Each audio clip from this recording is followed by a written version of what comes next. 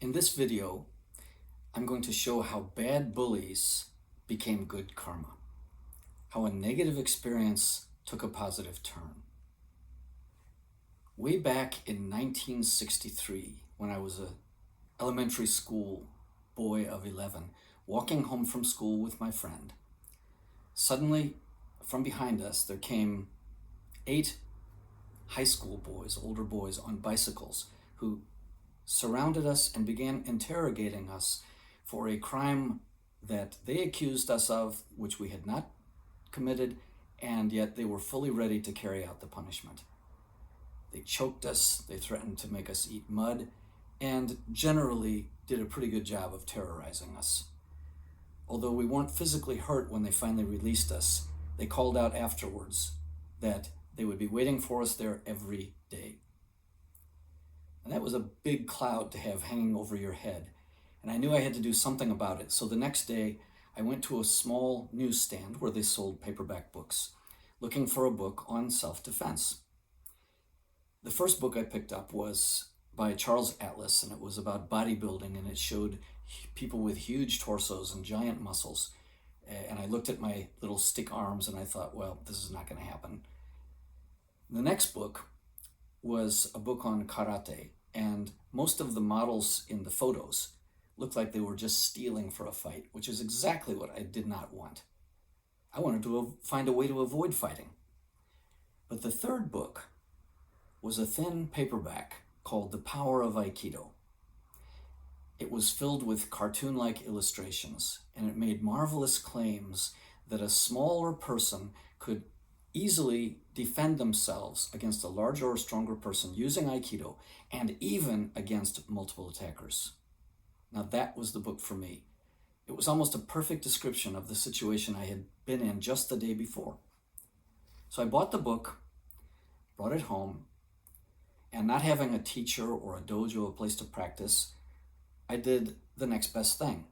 I had 2 younger brothers that I could experiment on, and they put up with my experimentations as I flipped through the pages, and I developed a taste for Aikido and a taste for Japanese culture, which lasted throughout high school.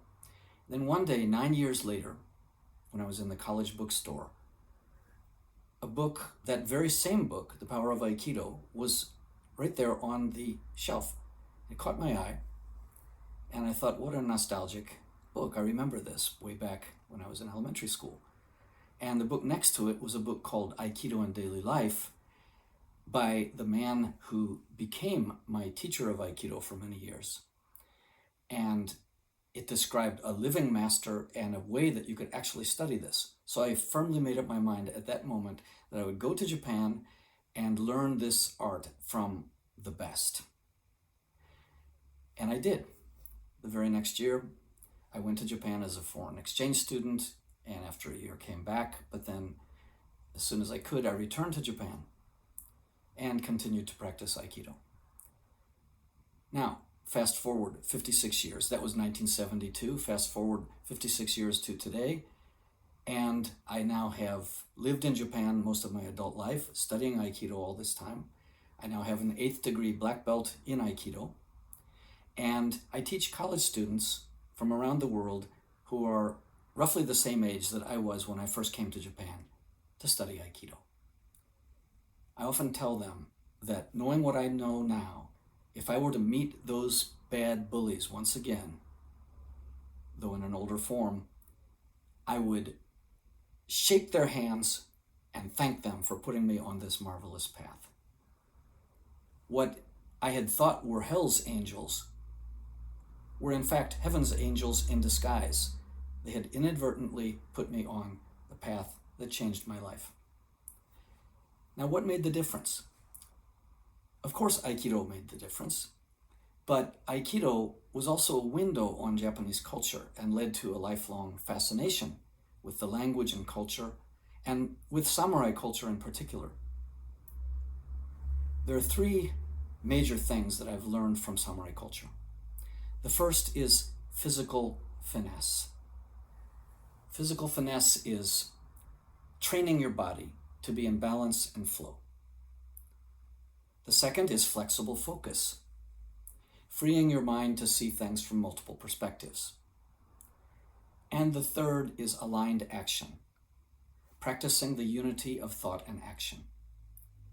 Now, these three things, to me, are beautifully expressed in a Japanese samurai family crest, or kamon, which in a circular pattern depicts rough waves and a ship crashing through those waves bearing three masts, three sails.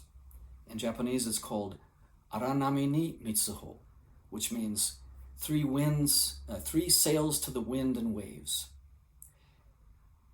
On this YouTube channel, Samurai Walk Life Compass, I will be providing a regular series of updates about these three sails, these three tools that I've learned from Japanese culture: physical finesse, flexible focus, and aligned action. Please subscribe to the channel now, and you will get a regular series of updates, tools, tips, techniques that you can apply from samurai culture to your daily, personal, and professional life.